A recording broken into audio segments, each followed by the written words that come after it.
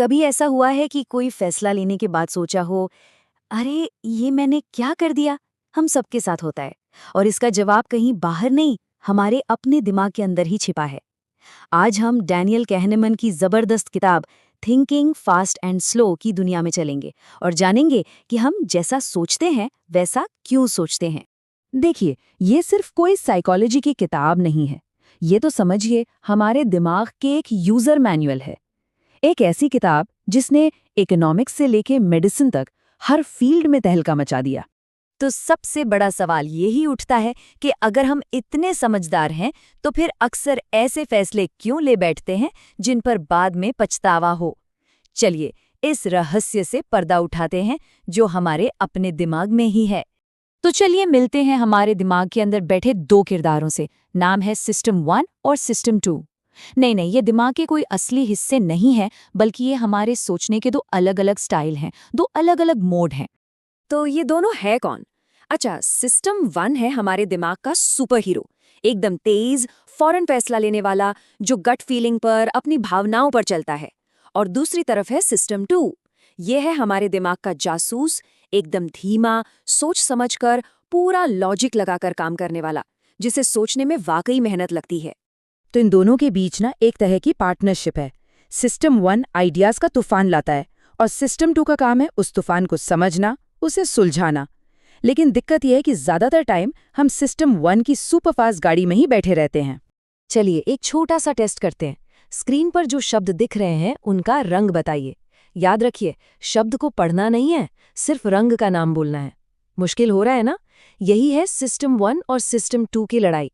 हमारा तेज सिस्टम 1 जो पढ़ने में माहिर है, वो फौरन शब्द पढ़ लेता है, और बेचारे धीमे सिस्टम 2 को रंग पहचानने में बहुत मेहनत करनी पड़ती है। सिस्टम 1 उस पर हावी हो जाता है। तो असल समस्या तब शुरू होती है जब हम अपने इस तेज सिस्टम 1 पर आंख बंद करके भरोसा करने लगते हैं, और हमारा जो सिस्टम 2 है ना, वो थोड़ा कह सकते हैं आलसी है। वो ज्यादातर समय सिस्टम 1 की बात को हाँ ठीक है कहकर मान लेता है, और बस यहीं से सारी गड़बड़ शुरू होती है। चलिए एक बहुत मशहूर पजल देखते हैं। इसे ध्यान से पढ़िए। अब ईमानदारी से बताइएगा, दिमाग में पहला जवाब क्या आया? ज्यादातर लोगों का सिस्टम 1 फौरन चिल्लाकर कहता है 10 सेंट, है ना? लेकिन रुकिए, वो जवाब गलत है। सही जवाब है 5 सेंट।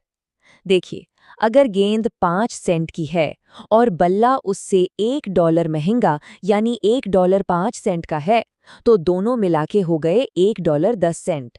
देखा, हमारा तेज सिस्टम 1 कितनी आसानी से हमें धोखा दे सकता है, और हमारा आलसी सिस्टम 2 उसे चेक करने की जहमत भी नहीं उठाता।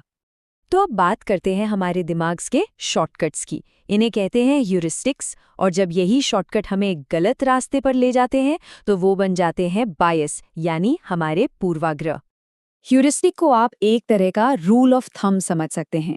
मतलब जब दिमाग के सामने कोई मुश्किल सवाल आता है तो वो मेहनत करने के बजाय उस सवाल को एक आसान से सवाल से बदल देता है और फट से जवाब दे देता है।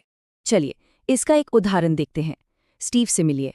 वो एक शांत, साफ सुथरा इंसान है जिसे हर चीज़ ऑर्डर में पसंद है। तो क्या लगता है, स्टीव के लाइब्रेरियन होने के चांस ज़्यादा हैं या किसान होने के? अब जैसे ही हम ये सुनते हैं, हमारा सिस्टम 1 फौरन उसे एक लाइब्रेरियन की इमेज में फिट कर देता है। इसी को रिप्रेजेंटेटिवनेस ह्यूरिस्टिक कहते हैं। लेकिन अब सुनिए असली बात। अमेरिका में हर एक मेल लाइब्रेरियन के मुकाबले 20 से भी ज्यादा मेल किसान हैं। ये एक ऐसा फैक्ट है जिसे हमारा सिस्टम 1 पूरी तरह नज़रअंदाज कर देता है। तो भले ही स्टीव की पर्सनालिटी एक लाइब्रेरियन जैसी लगे, लेकिन आंकड़ों के हिसाब से असल में उसके किसान होने की संभावना कहीं ज्यादा है।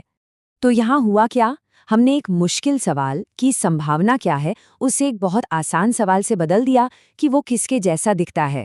और मजे की बात यह है कि हमें पता भी नहीं चलता कि हमारे दिमाग ने ये अदला बदली कब कर दी।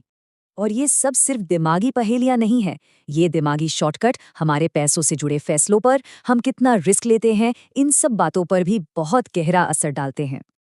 और यहीं पर आती है कानेमन की नोबेल पुरस्कार विजेता प्रॉस्पेक्ट थ्योरी। इस थ्योरी ने यह साबित किया कि हम इंसान, खासकर जब पैसों की बात हो, तो हमेशा लॉजिकल फैसले नहीं लेते। इस थ्योरी का जो दिल है वो है लॉस अवर्शन। मतलब घाटे से नफरत। इसको ऐसे समझिए, 100 रुपए मिलने की जितनी खुशी होती है ना, 100 रुपए खोने का दुख उससे कई ज्यादा, लगभग दुगना महसूस होता है। और बस इसी घाटे के डर से हम कई बार गलत फैसले ले लेते हैं। हाँ, पर एक बात समझना बहुत जरूरी है कि साइंस हमेशा आगे बढ़ती रहती है, वो बदलती रहती है। थिंकिंग फास्ट एंड स्लो बेशक एक मील का पत्थर है, लेकिन आज विज्ञान इसके कुछ आइडियाज को और भी गहराई से देख परख रहा है।